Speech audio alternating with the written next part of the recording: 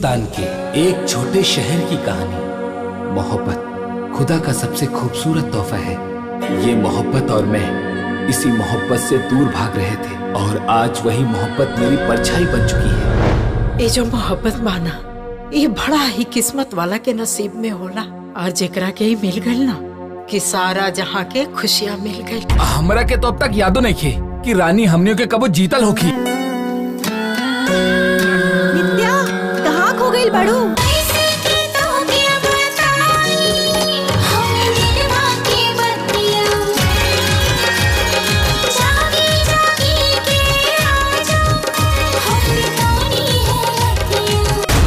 ये रुद्रा ना प्यार करेला ना हमनी के केहू से करे देला यार। हम तोरा के अपन दोस्त बनावे की चाहता। बोतल शराब के पुरानी बाबू पिया धीरे धीरे नशा चढ़ी ता हो जाए तूफानी बाबू पिया धीरे धीरे।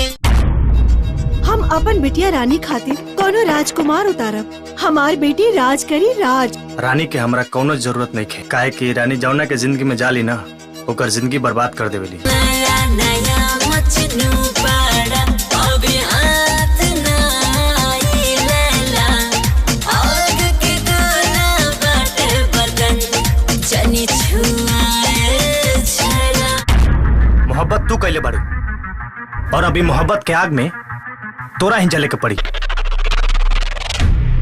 रुद्रा तू शादी कर ले, एगो पतो आ जाई तो तनी हमरो के आराम मिली। खा चाहे मर जा, हमरा शादी विवाह से कोनो मतलब नहीं। सज धज के तू बैठल बाड़ू केहू के नसीब बनके, केहू के नसीब बनके।